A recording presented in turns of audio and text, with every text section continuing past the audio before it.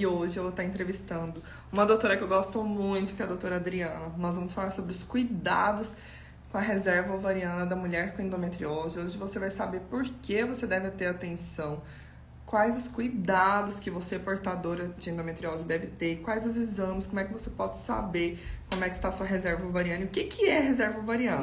Olá, doutora Adriana. Ah, Michele, tudo bem? Tudo um prazer falar com você novamente, né? Ser presente aqui para o pessoal, mas quem por acaso caiu aqui, primeira vez, né? Meu nome é Michele Jota, eu sou nutricionista e eu ajudo mulheres com endometriose e adenomiose a se livrarem das dores e também aumentar a fertilidade, seja para conseguir engravidar de forma natural, para aumentar suas chances numa FIV, num processo de reprodução humana, ou seja, o que for relacionado à fertilidade. Hoje a nutrição está muito envolvida, né, doutora? E nós vamos falar disso mais para o finalzinho da live também. Isso, eu sou médica ginecologista, obstetra, especialista em reprodução assistida. Eu sou formada há 24 anos, então nessa trajetória, logo no início, eu fui para a reprodução assistida e tenho acompanhado a evolução de tudo isso, né? E a endometriose sempre foi uma grande questão para mulheres que tentam engravidar. Geralmente o diagnóstico é tardio, muitas e muitas mulheres só fazem o diagnóstico quando estão tentando engravidar e não conseguem.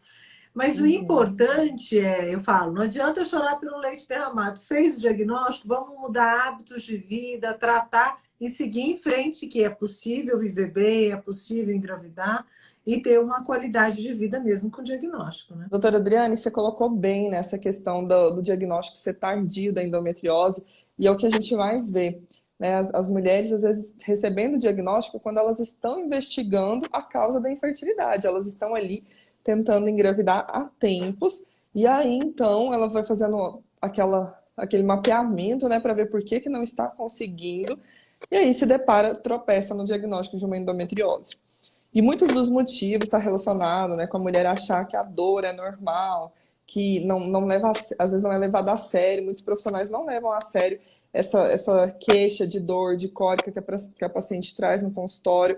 E se você sente cólica desde a primeira vez que você menstruou, você vai sentir sempre, né? Assim, você vai achar que é normal pro resto da vida, você está atribuindo a algo que sangra, então assim, na nossa cabeça, se tem sangue, tem dor, né? Então a gente também tem tudo isso aí, vai atrasando o diagnóstico, até porque precisa de profissionais quando vai fazer o exame, que são treinados, porque a endometriose, mesmo a clínica apontando para ela, ainda assim pode ser que na hora do diagnóstico não seja evidenciado aí a endometriose, aí só no momento de uma cirurgia ou algo mais invasivo, né? Digamos assim. Falar em relação ao diagnóstico, porque você falou muito bem sobre a questão da cólica, né? Ou a gente falou antes da dificuldade de engravidar. Mas a gente também precisa lembrar de alguns outros sinais de alerta, por exemplo, dor na relação sexual, sobretudo em profundidade, se tem dor para evacuação, sangramento na urina. Então, uma dor abdominal mais inespecífica, que pode até não acontecer no período menstrual. Então, às vezes tem algum nódulozinho na pele, que existe endometrioma de parede abdominal após procedimento cirúrgico. Então, eu acho que nada como se olhar, né? Ficar atento aos Uhum. sinais. E o desconforto, e você falou assim, o sangramento, né, cólica.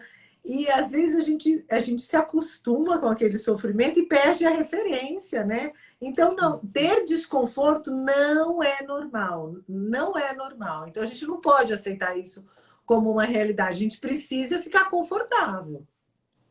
Exatamente, né? Ficar incapacitada no ciclo menstrual, umas dores do nada, principalmente a dor de fisgadinha, né? Que é muito característica ali da endometriose.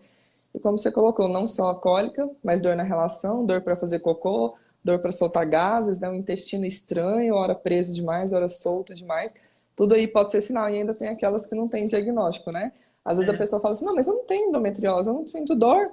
Eu não, mas mesmo assim pode ser. E a gente vê muito esse perfil, doutora, eu não sei se é no seu caso, você já reparou por aí, mas eu reparo muito quando eu recebo no consultório, às vezes mulher que está com dificuldade de engravidar, e aí eu vou rastreando, vendo, nossa, a menstruação dela tem cara de quem tem endometriose, sabe? Você vai pegando assim uns sintomas paralelos, você vai falando, gente, essa pessoa ela tem tudo para ter endometriose, pelo que ela está me falando aqui, Não, eu falo, né, conscientizo, eu falo, você já investigou endometriose?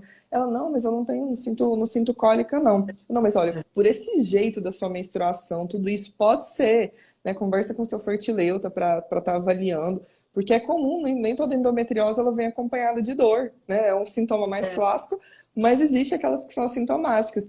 E geralmente as assintomáticas, elas têm muita questão da fertilidade envolvida. E aí até por isso que elas descobrem, né?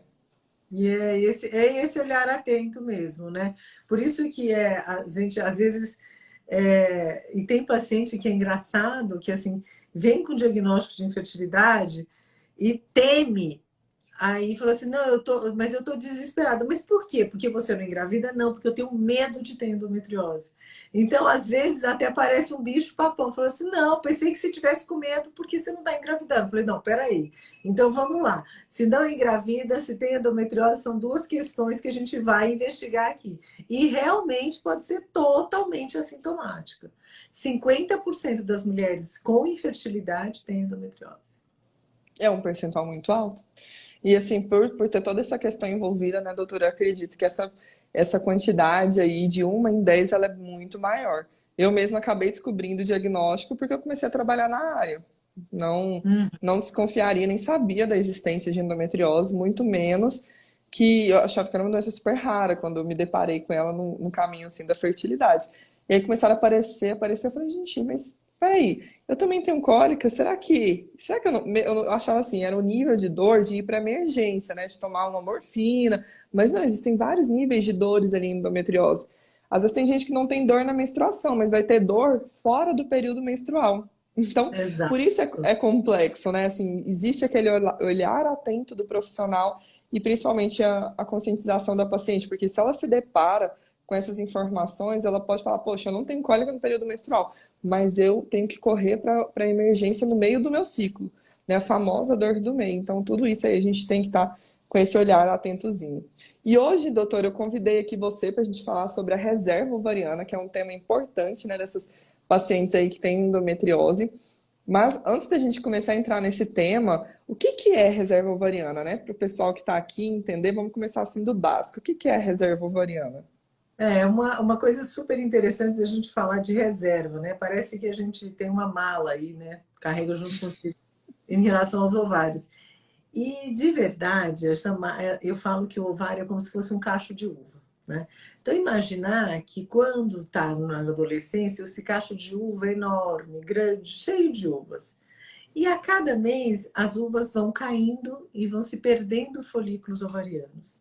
Quando a gente fala de reserva ovariana, é exatamente para contar quantas uvas tem no ovário. Então, quantos folículos ovarianos existem? Por quê? Então, o ovário é como se fosse um cacho de uva, cada uva um folículo. Dentro do folículo tem a semente, que seria o óvulo.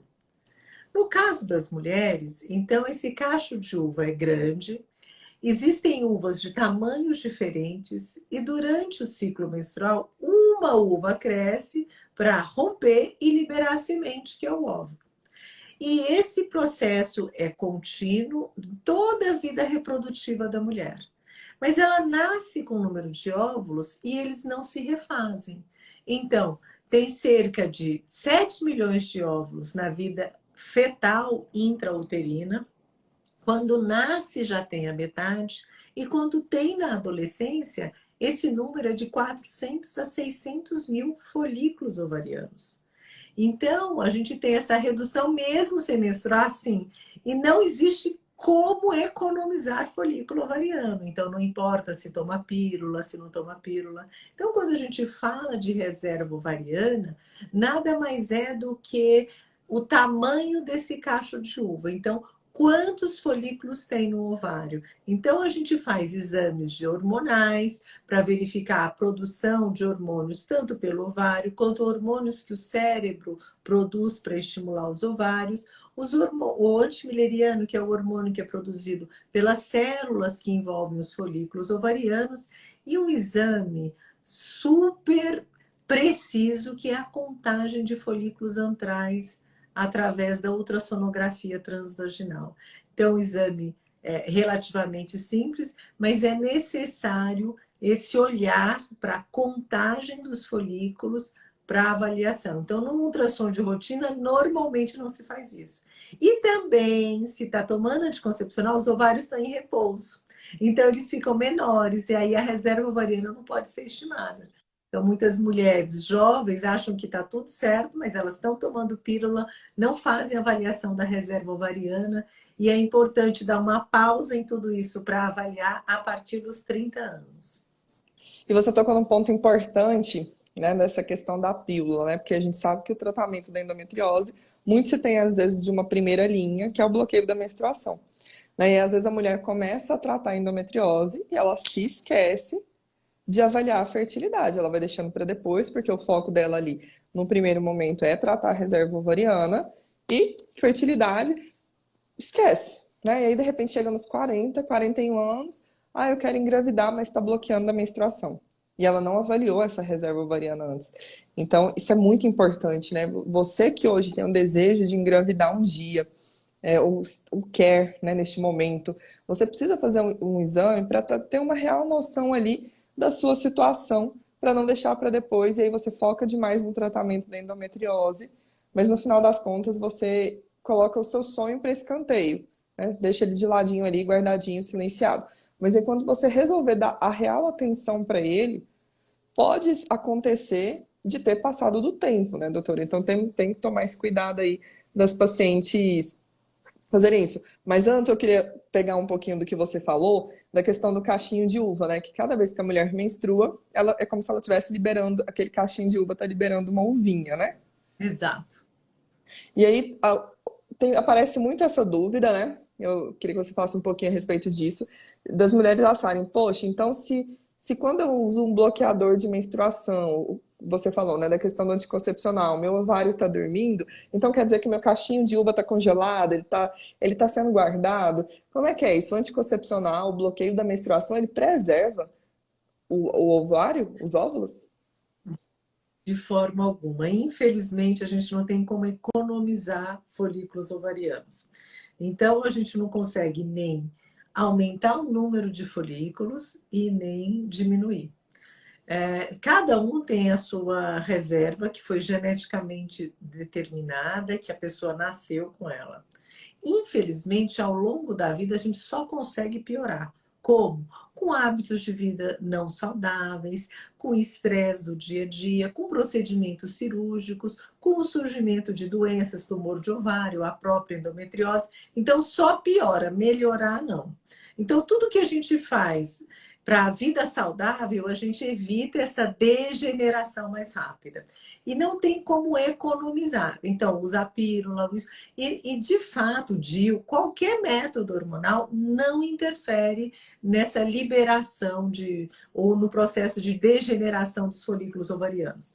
Mas o que eu falo é, quem usa pílula, tá lá, usa pílula às vezes com intervalo e menstruando, tá tudo bem comigo. Não está. Porque a pílula, ela mimetiza, ela faz de conta que é hormônio ovariano. Então, o ovário fica em repouso e a pílula que fica funcionando. E aí, por isso, você menstrua achando que a sua menstruação tá regular espontaneamente, mas isso é efeito da medicação. Por isso que é importante parar um pouco esses métodos hormonais por 2 a 3 meses. Não tem nada a ver com limpar, não é isso. O objetivo é observar o ciclo menstrual, a regularidade do ciclo. Por quê? Voltando, né, a funcionar. Se ele tiver irregular, aí a gente pode pensar numa alteração da reserva ovariana. Normalmente, eu falo para as minhas pacientes, a partir dos 30 anos, fazer esse teste, né? Então, não vai piorar e nem melhorar, mas é um sinal de alerta. E outra coisa que você falou super importante, que vai tentar a gravidez com 40, 41 anos. Não, eu menstruo certinho, então eu tô fértil. Isso também não é sinal de fertilidade. Porque essas uvas que a gente tem, então os ovários, esses folículos, eles não se renovam. Então ele tem a idade da mulher. E a partir dos 35 anos, além do número ser menor, progressivamente a qualidade da semente da uva é pior, que é o óvulo. Então, não adianta estar menstruando regularmente e falar, não, tá tudo certo. Não está certo. Talvez seja o suficiente para você, a produção hormonal seja o suficiente para você não parar de menstruar. Mas isso não significa possibilidade de gravidez. Sim, do mesmo jeito tá tudo sendo envelhecido, né? Conforme eu sempre falo, a gente não tem como parar uma máquina, né? Se tivesse, tava todo, tinha gente que estava muito rico com essa máquina, né, doutora?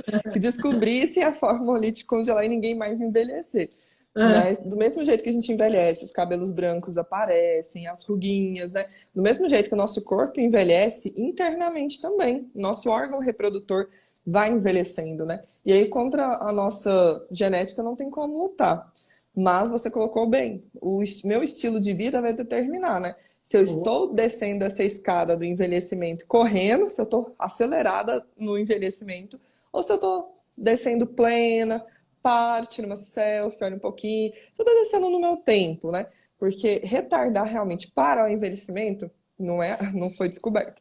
Mas eu posso reduzir essa velocidade, de modo que ela aconteça de uma forma mais fisiológica, mais natural. Por que que hoje a gente vê tantas pessoas, né, doutora, que estão com a pele mais envelhecida e falam, nossa, fulana não aparenta ter a idade que ela tem. E aí você vai pegar, a pessoa tem uma vida às vezes muito sofrida, às vezes a questão do sol, né, que os dermatologistas aí já ficam em cima da gente. Temos a questão do sol, da exposição, a questão da nossa alimentação. Cigarro é o maior exemplo de todos. Olha a pele de uma pessoa que fuma, da pele de uma pessoa que nunca colocou um cigarro na boca. É o clássico, o cigarro é o maior exemplo para você entender o que que o nosso estilo de vida é capaz de fazer quando ele é mal conduzido, do mesmo jeito ali quando tem o cigarro, que é um fator que envelhece. Então, do mesmo jeito que aquela pessoa envelheceu por fora a pele, os ovários, o órgão reprodutor também está sendo envelhecido. E aí não adianta, né, doutora, chegar com 40 anos com uma reserva alta, a qualidade vai estar baixa. Com Mais certeza. importante que quantidade é qualidade, né? Exatamente. E aí, por isso que tem esse sinal de alerta, né? E a gente olha mulheres lá 40 até 50 anos super bem. Eu falei assim, olha, mas não tem botox pro ovário. Então, alguns planos, né? Ainda mais a mulher inserida no mercado de trabalho e ocupando tantas posições, é uma outra realidade, né? Então, frequentemente me perguntam, mas por que que hoje as pessoas fazem tanto tratamento de reprodução assistida? O principal fator é efetivamente esse adiar da gravidez e não preservar a fertilidade. Sim, Então, as coisas vão só se agravando. Por exemplo, a endometriose, se você decide, por exemplo, tem endometriose, mas engravida aos 25, a endometriose está de um tamanho. Essa doença persistente até os 35, 40 anos é uma doença muito mais avançada, né? Muito mais comprometedora. Então, quando a gente fala em tempo de infertilidade, também tem a ver com a gravidade do quadro. E assim, quanto maior o tempo de infertilidade, menor o resultado de gravidez. sim. E assim, até pegando esse gancho também, doutora, o tanto que o nosso estilo de vida até influencia nessa questão, né, no envelhecimento, que a própria endometriose causa, por ser uma doença inflamatória, né? A gente envelhece por radicais livres, envelhece por estresse oxidativo, além de tudo, né? Mas a inflamação é um grande agente envelhecedor. Tenho alunas, né, que eu gosto sempre de dar o exemplo, que às vezes conseguiram, estão há 10 anos tentando engravidar, desde os 25. E aí, aos 35, conseguiu engravidar. Depois que já descobriu ali, mas o que que fez ela engravidar aos 35 e não nos 10 anos anteriores? Aquele cuidado que ela descobriu que ela poderia ter, conseguiu fazer a diferença para que ela ainda aos 35 conseguisse engravidar de forma natural. Então, por isso que a gente fala, quanto antes descobrir a endometriose e tratar, menos ela avança, menos efeitos colaterais eu tenho a chance. Pode ser que eu precise fazer uma cirurgia, ou pode ser que eu nem precise, mas eu preciso fazer alguma coisa, porque senão aquela doença pode crescendo e desenvolvendo internamente até chegar a comprometer de uma vez. E ainda sobre esse assunto surgiu uma dúvida aqui também, que eu vou até puxar. Ela é uma aluna, inclusive, do VBE, ela está perguntando aqui, ó. Então, no meu caso, que eu tirei todos os óvulos para a FIV, só para um milagre a gravidez natural, já tenho 38. De jeito nenhum. Na FIV não se tira óvulo. Então vamos lá. Então a gente tem lá esse cacho de uva. Como eu disse, então só uma uva cresce, vai romper para liberar o óvulo. Tá, então o nosso cérebro ele produz uma quantidade de hormônio para selecionar um óvulo, para proteger a mulher da gestação múltipla, porque ela não é saudável. No caso da fertilização in vitro, do estímulo ovariano, seja para fertilização, seja para o congelamento de óvulo, eu falo para as pacientes, vamos evitar o desperdício. Por quê? Porque vários folículos tentam crescer. Um ovula naturalmente. Quando a gente dá uma quantidade um pouco maior do hormônio, mas exatamente o hormônio produzido pelo cérebro para estimular o ovário, todos esses folículos selecionados previamente, para vocês terem uma ideia, 2 a 3 meses antes da ovulação atual, esses folículos já foram selecionados. E eles vão crescer nesse ciclo. Então, vários tentam crescer, um ovula. Fez a FIV, todos esses que têm um potencial de crescimento continuam crescendo. Então, no processo de estimulação ovariana, eu só aumento o volume dos folículos, eu não faço nascer mais folículo ovariano. E se a gente não fizesse fertilização in vitro e estímulo hormonal, o que ia acontecer com esses folículos? Degenerar. Então, vários tentam crescer, um ovula. Esses outros, todos que tentaram crescer, degeneram. No próximo mês são outros folículos, por isso que perde tanto por mês. E quando a gente faz o estímulo hormonal, a gente não acelera essa perda. A gente aí por isso que eu falo do desperdício. Então, todos que estavam programados para crescer naquele momento, eles vão ser aproveitados, né? Então, por isso que tem folículos de tamanhos diferentes, alguns são maiores, outros menores, uns têm óvulos maduros, outros não. Então, todos esses pré-selecionados vão crescer e aí sim a gente vai conseguir estimular um número maior de óvulos. E nesse processo de estímulo, muitas pacientes falam, mas eu posso engravidar? Não, porque quando a gente estimula para coletar o óvulo, quando é o momento de ovular, a gente faz, através da anestesia, uma punção ovariana, sob anestesia, e coleta esses óvulos. Não vai sobrar nenhum para poder engravidar espontaneamente. Porque o objetivo é preservar, congelar esses óvulos. Então, a gente evita o desperdício nesse estímulo, não afeta de forma alguma a fertilidade da mulher, não vai entrar na menopausa mais cedo. E o tempo de estímulo, gente, é muito curto. São apenas 10 dias de medicação. Então é tudo muito rápido. Então a mulher decidiu, por exemplo, congelar óvulo, em 2 semanas acaba o tratamento. É como se fosse assim, né, doutora? Você falou do exemplo do cachinho de uva. É como se você colocasse. É como se a uva produzisse mais sementes, né? Porque assim, o cachinho de uva permanece, né? Que ali é reserva. E aí, por É. mês, vamos supor, vai liberando uma uvinha. Mas é como se, assim, porque eu entendi a dúvida dela e você respondeu muito bem. Mas assim, só dando um exemplo, não é que acabou a reserva ovariana e na estimulação fez toda a captação. Só fez, tipo assim, aplicou como se fosse uma injeçãozinha naquela uva, em vez dela ter uma sementinha ou duas, ela teve várias outras sementinhas que não iriam nascer, que não iriam se desenvolver. Seria mais ou menos isso, para explicar, Ó, né? vamos pensar assim. Então, eu tenho um cacho de uva, várias uvinhas tentam crescer, uma uvinha ovula. Essas uvinhas que tentaram crescer e não ovularam, elas vão cair.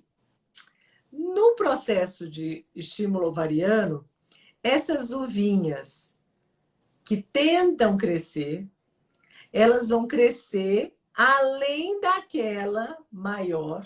Então, vão todas alcançar. Então, vai ser um óvulo por cada folículo ovariano. Então, vai ter sempre uma semente por uva. E no Uhum. ovário tem uva sem semente também. Mas é isso. Então, porque eu tenho várias uvinhas tentando crescer, algumas despencam e uma ovula. Então, essas que iriam despencar sem ovular, no ciclo de estímulo, elas vão ter a oportunidade de crescer junto com aquela maior. Sim. Ficou mais Isso claro? não vai influenciar nas outras que já estão lá no cachinho. Então Não, porque não acabou a sua chance. Você não coletou tudo, você coletou tudo daquele momento. exatamente. E assim, E como eu disse, então, o que ovula hoje foi recrutado há 2, 3 meses atrás. Esse processo é contínuo. Não para. Até que acaba. E aí para de menstruar, entra na menopausa e a vida reprodutiva com os próprios óvulos chega aí ao fim.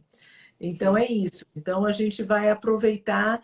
Então imagina, gente, ó, então vamos imaginar nesse processo todo, eu falei que tem de 400 mil a 600 mil folículos na adolescência. Gente, é uva para danar. É É muita um uva. verdadeiro parreiral que chama? Um Exatamente. verdadeiro parreiral que você tem no ovário. Seu ovário é como se fosse cada plantaçãozinha Nossa, de uva ali, né? muita coisa. Mas desses todos, ó, de 400 a 600 mil folículos, ao longo da vida, a mulher vai ter no máximo 400, 500 ovulações. E o resto degenera. Então, muitas uvinhas caem por mês. Por isso que tem esse processo aí da reserva ovariana cair, diminuir a quantidade, diminuir a qualidade. É muito desperdício, gente. Eu falar em óvulo é tão valioso para ele se degenerar assim, mas a gente ainda não consegue evitar. Sim, e muita gente ficou preocupada, eu estava vendo aqui pelos comentários, né, da gente falando da questão dos 40 anos. Mas a nossa questão é muito assim, que a gente estava falando, às vezes vocês pegaram um pouco fora de contexto, da questão do tratamento da endometriose, você tomando, né, hormônio há muito tempo, tratando aí há muito tempo, e aí quando você se lembrar da sua fertilidade, já estar com 41 anos. Não é que com 41 anos você não consegue engravidar.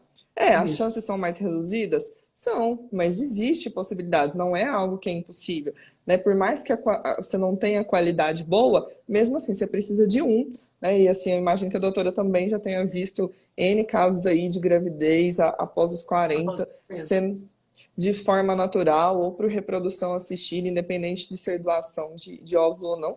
Então, não se apeguem a isso. O que a gente quer fazer aqui é uma conscientização, principalmente você que está bloqueando a menstruação, e às vezes eu vejo muito isso. Ah, eu quero engravidar, eu sou tentante. Mas a pessoa está bloqueando a menstruação. Eu não, pera, você está nesse momento você não é tentante, você está bloqueando a menstruação. Porque às vezes a pessoa não sabe que o bloqueador, um Dienogest, um Caliste, vai impedir ela de engravidar. Ele não é um anticoncepcional, mas o efeito dele é bloquear a ovulação. Então, Uhum. o esperado é que a pessoa não ovule e por isso ela não engravide.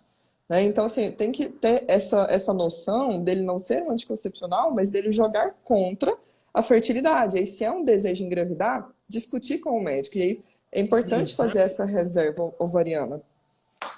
E a gente tem, eu acho que quando a gente vai fazer o tratamento para endometriose, a gente precisa, primeiro, ver primeira coisa, eu acho, é a qualidade de vida da mulher, né? Se tem dor, vale a pena uma intervenção cirúrgica, se não tem, tem vários tratamentos clínicos.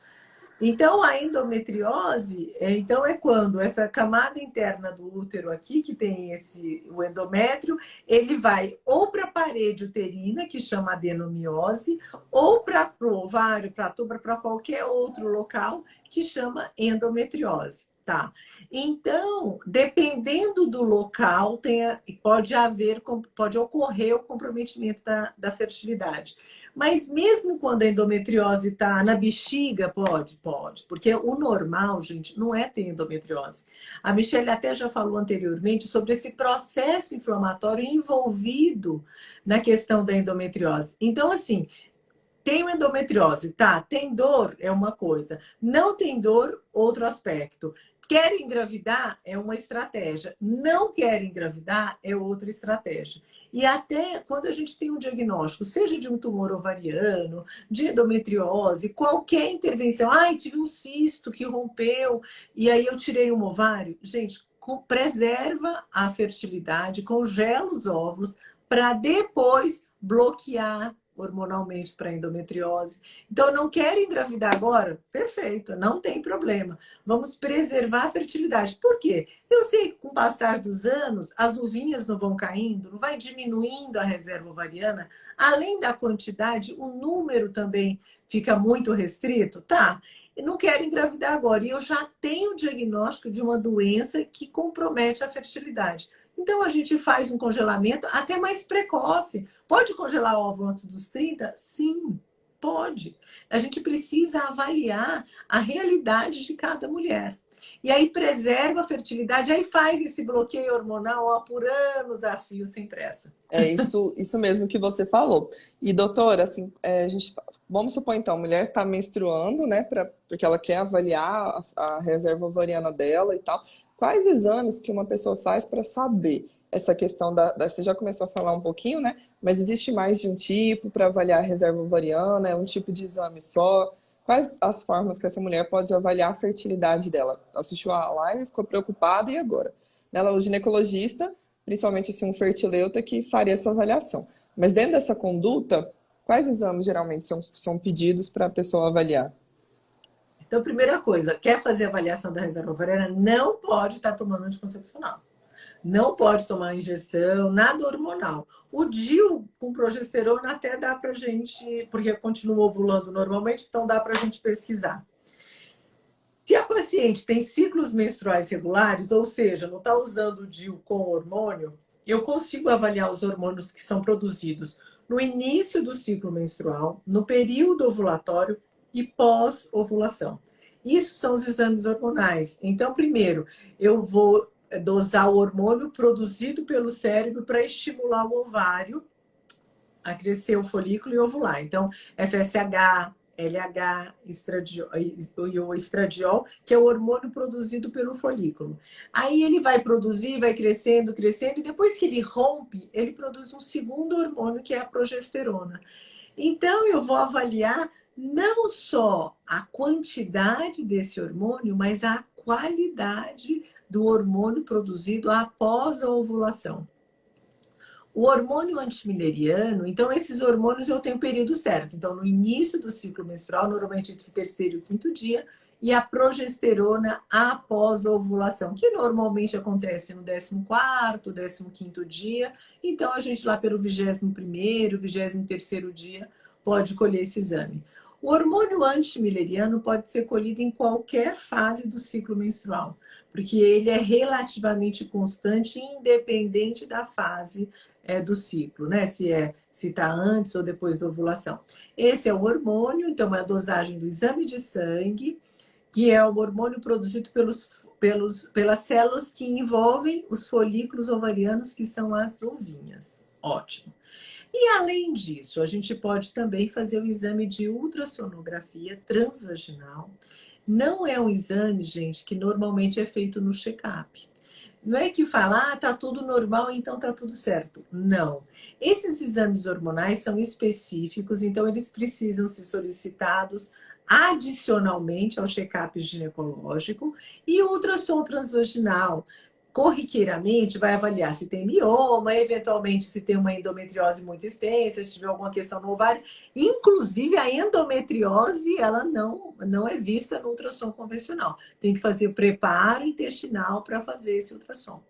E para avaliar, então, o preparo intestinal é interessante para o ultrassom transvaginal para eu investigar a endometriose. E para eu avaliar a reserva ovariana? Basta eu olhar esse ovário, mas todo ultrassonografista vai fazer isso? Não, né? Porque a gente precisa solicitar o exame com uma atenção especial à contagem dos folículos antrais. É um exame muito frequente para quem lida com a reprodução assistida, então a gente tem já esse olhar direcionado já para o ovário, que é para contar isso, né?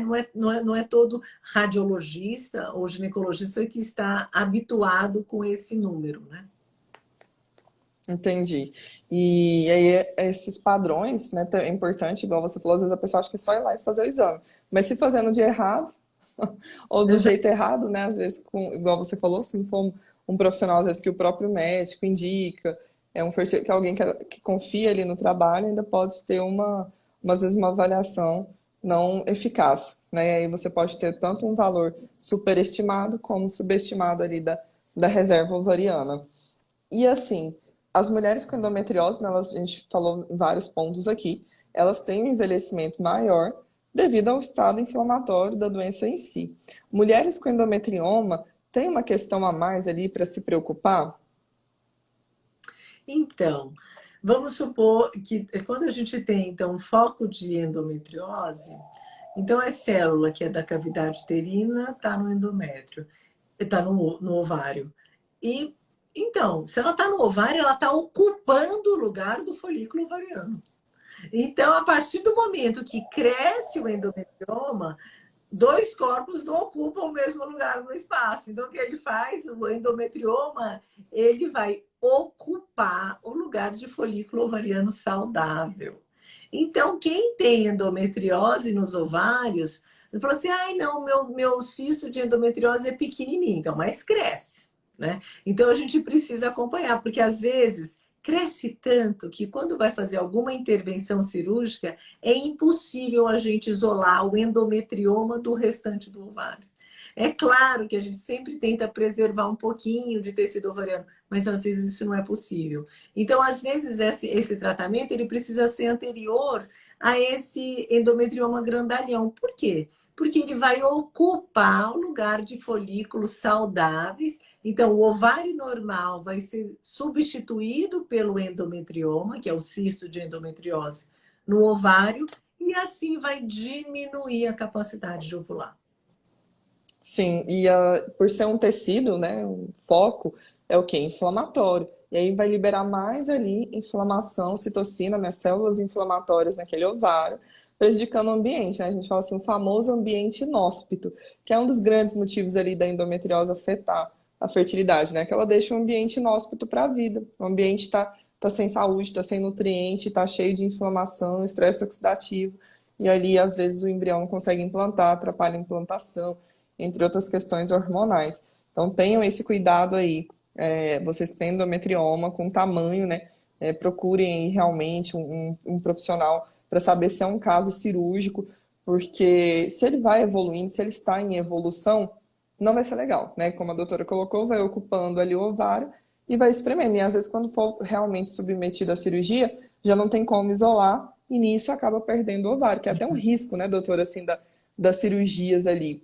Geralmente, o que que você indica às vezes? Eu sei que varia, né, de cada caso, é um caso, mas em relação ao processo, por exemplo, vamos supor que a mulher quer fazer uma FIV, ou mesmo que ela queira congelar um ovo, mas ela tenha uma questão ali, a cirurgia. A cirurgia vem antes da FIV, do congelamento, como é que é isso? Atrapalha? A cirurgia pode prejudicar a fertilidade?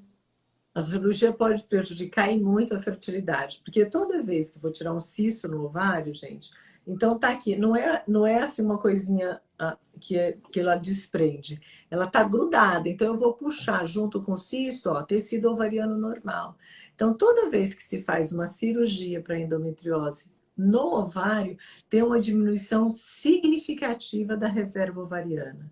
Então, se a gente faz a dosagem do hormônio antimileriano antes e depois da cirurgia, a queda é muito importante. Quando se faz uma fertilização in vitro ou um processo de congelamento de óvulos, a gente não precisa operar antes. A principal indicação cirúrgica é preservar a qualidade de vida da mulher. Eu sempre falo, a mulher está no centro. Então, o que a gente vai falar para esse bem-estar dela? Agora, se, por exemplo, ela falou assim, bom, eu estou com dor, a gente tem um endometrioma no ovário e corre o risco, esse endometrioma, quando eu vou manipular, corre o risco de perder folículo ovariano. O que eu faço? Faço o estímulo ovariano, congelo o óvulo ou congelo embriões, guardo. Faz a cirurgia, programa, o paciente está melhor, aí sim a gente programa a gravidez. Mas é muito interessante, antes de uma intervenção cirúrgica, preservar a fertilidade. Ou através do congelamento de óvulo ou embrião. Eu geralmente falo para congelar óvulo, porque a questão é a fertilidade da mulher. Porque aí depois tá com parceiro e esse relacionamento não progride, vai embora e a mulher perde seus óvulos. Então eu falo, se o problema é fator feminino, vamos tratar esse fator feminino. Porque, infelizmente, às vezes eu oriento para congelar óvulo, a paciente congela embrião, por insistência, porque não é realmente a minha orientação, e aí separa, pronto, não dá para aproveitar mais nada. Até porque na hora do perrengue, né, que a gente vê quem ama de verdade ou não, porque amar quando tá tudo bem é É muito mais fácil. fácil, né? Então, nessas horas que às vezes o relacionamento vai entrando em prosa mesmo, né? Então, é uma observação interessante aí. Por mais que, lógico, que ninguém pense em separar, mas, assim, a gente não pode cogitar isso, né? Doutora, e tem uma coisa importante também que a gente foi falando aqui, e a gente sabe que endometriose, às vezes algumas, não é que a endometriose cause câncer, né? Mas assim, alguns endometriomas, dependendo do grau, tem alguns estudos falando que poderiam evoluir ali para um câncer de ovário, né? Porque é uma questão estrogênica e tal. Se uma mulher for tratar um câncer, como é que muda? É importante ela preservar essa fertilidade? Ela tem que tomar um cuidado antes de iniciar a quimioterapia, caso seja indicado? É super indicado a preservar a fertilidade. Não precisa nem ser câncer de ovário, não. A relação de endometriose e câncer, efetivamente o endometrioma por si só, ele não maligniza. Mas a gente sabe que tem um estado alterado, né? Propício, né? Ou então, é um ambiente inóspito, e aí coisas ruins podem acontecer, né? Mas não efetivamente essa transformação maligna. Mas independente de ter ou não endometriose, a partir do momento que se tem o diagnóstico, seja de um tumor benigno ou maligno do ovário, eu super indico a preservação da fertilidade. Inclusive, é legal falar que inclusive mulheres que estão com câncer de útero, câncer no próprio ovário, câncer da mama, que são notadamente hormônio dependentes, ou seja, eles crescem devido à presença de hormônios, a gente pode e deve fazer um estímulo ovariano. Eu posso estimular essa mulher por 10 dias, coleta os óvulos e a seguir ela faz o tratamento oncológico. Então, frequentemente eu faço isso. Os oncologistas encaminham as pacientes para mim e às vezes tem um grande desafio, que tem lá um tumor no ovário, eu preciso desviar na punção para pegar folículo saudável sem encostar no tumor. É um desafio, mas que é possível. Isso é importante, até porque os tratamentos acabam levando, né, infertilidade, a própria radioterapia, quimioterapia. Então, assim, é um assunto. É igual a gente está falando, ninguém pensa em separar, né? Mas é uma situação assim, congela o óvulo só, sem ser o embrião. E assim também, em uma situação de câncer, existe vida após o câncer, né? Não, a sua vida não para ali. Então a gente tem que trabalhar com isso. A gente já entra na perspectiva boa. Você não entra pensando que não vai dar certo. Eu sei que a cabeça fica a mil, né? Quando uma pessoa recebe um diagnóstico, meu Deus, e agora? Mas acho que até isso, de você fazer uma preservação da fertilidade, é um ato de fé, é um ato de positivismo diante do tratamento. Poxa, não, eu acredito que meu tratamento vai dar certo e eu vou sair dessa e ainda ser mãe, né? Então a gente também tem que mas eu nem sei o que vai acontecer comigo. Faz tudo pra, tipo, te eleva pra realmente a cura ali, né? Pra que o seu tratamento dê certo. E tudo isso, eu É acho que é muito. difícil. Mas ter esse ato de fé, né? Ter esse ato de positivismo, eu vejo muita diferença. Sempre gosto de falar porque a minha avó teve leucemia e assim, tá viva, né? Graças a Deus até hoje. Mas assim, já teve uns 8 anos que ela teve a leucemia. E eu falo assim que a leucemia veio por um fator emocional, né? Assim que meu avô morreu, ela 2 meses depois apareceu com um diagnóstico de leucemia. Então a gente vê um forte fator ali, perde, né, o propósito, uma vida inteira junto. Então eu acredito muito no emocional, tanto que ele é poderoso na manifestação de doenças. E ela foi, né? Foi tratando 6 meses. O médico fez tudo, agora não tem mais o que fazer. Agora é esperar ela realmente responder. Tinha dado pouca chance para ela, né, de vida, assim. Meu pai já tinha até separado, né, o espaço. Ele realmente desacreditou ela mesmo de que daria certo, desacreditou ele. Mas minha avó melhorou. Do dia assim para a noite, aqueles milagres que a gente vê, ela ressurgiu e tá viva, graças a Deus, até hoje aí. Então, já cresceu o cabelo, já tudo. Você nem fala que foi uma pessoa que teve câncer na vida e uma leucemia no estágio, porque idoso já não nem daria um transplante ali de medula. Mas, assim, o fator emocional dela eu vi de perto o tanto que é importante. O tanto que é importante a gente não se deixar abater por uma doença. E às vezes, quando a gente se depara com isso, a gente esquece de tudo e a nossa vida inteira para. Mas a gente dá sequência na nossa vida, não deixar isso nos parar. Lógico que eu tenho que respeitar, né, o meu corpo, entender aquele momento de vida que eu vivo. Mas eu também não posso perder a esperança de um futuro. E eu cuidar da minha fertilidade é eu falar que eu tenho esperança no meu futuro. Então, isso é. Queria deixar essa reflexão, aproveitar, né, que a gente tocou nesse assunto e me veio esse insight aí que é importante, né, doutora? A gente vê muito isso, às vezes a resistência em não fazer nada nesse momento. Eu falei assim, gente, a Michelle parece uma vidente. Antes, minutos antes da live, você não tem ideia. Eu estava gravando um vídeo sobre isso. Olha só, eu nem ia tocar nesse assunto. Fugir do roteiro. Preservação oncológica. Porque eu faço muito. E aí, muitas vezes, lógico, aqui em São Paulo, eu tenho vários oncologistas que me mandam os pacientes. E que elas vêm muito orientadas nisso, mas isso não é geral, né? E eu não posso falar que todos os oncologistas em São Paulo orientam isso, não. Eu recebo de alguns médicos e que super orientam isso, e eu falo, olha, vai. E eu já tive o privilégio, né, de acompanhar essas pacientes até faz a preservação da fertilidade, faz o tratamento oncológico, sobrevive a tudo isso e vive, e agora grávidas, tiveram filhos. Eu já acompanhei todo esse roteiro. Então, é extremamente motivador. E eu acho que você falou uma coisa muito importante. Quando a gente tem esse pensamento positivo, a gente exala essa energia e essa coisa que vai com certeza ajudar, né? E eu preciso ter esse ponto, esse olhar no futuro. Então, quando eu preservo a fertilidade, eu estou acreditando no futuro, eu estou acreditando na minha sobrevivência. E a paciente fica com outro ânimo, o casal, e é maravilhoso, né? Enxergar todo esse contexto. Eu já tive o privilégio de ver alguns casos, né, dessa preservação e depois da gravidez e parto. Ah, não tem preço, é uma gratificação, assim, é muito emocionante. Eu imagino que deve ser assim, você vê da água para o vinho, né? A pessoa foi dali, da falta de expectativa, à conquista, né? A família, a construção ali. Isso é muito importante.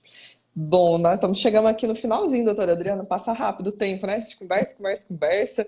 Mas assim, antes da gente resumir aqui, né, o finalzinho, o que que é do ponto da medicina pode se fazer, a gente falou, mas assim, só para fechar de novo, para ficar bem fixo, né, da questão de preservar a reserva ovariana em uma mulher com endometriose. Tem mais alguma coisa que você gostaria de pontuar antes de fazer esse desfecho? Eu acho importante a gente falar que, às vezes, mesmo a mulher com endometriose, recai toda a culpa nela. Calma, gente, a gente precisa também investigar fator masculino. Não podemos esquecer disso, porque a presença de um fator não isola o outro. E uma vez diagnosticada a endometriose, não importa a idade, é necessário fazer o acompanhamento e procurar a preservação da fertilidade o quanto antes. Por quê? Se eu tenho uma doença que ela é progressiva, então ela só vai aumentar. Mesmo ela pode ser controlada, mas ela não tem cura, ela não vai desaparecer para o resto da vida. Ela é hormônio dependente, ela vai diminuir muito depois da menopausa. Mas se ela tem chance de crescer, então independente da idade que se descobre endometriose, procura um especialista, um fertileuta, para poder avaliar se aquele é o momento da preservação da reserva ovariana. Não é assim, endometriose mínima, uma adolescente vai sair congelando o óvulo. Não. A gente tem que ter bom senso para tudo, né? Então, o que eu acho importante, tenha o diagnóstico, pense na preservação da fertilidade.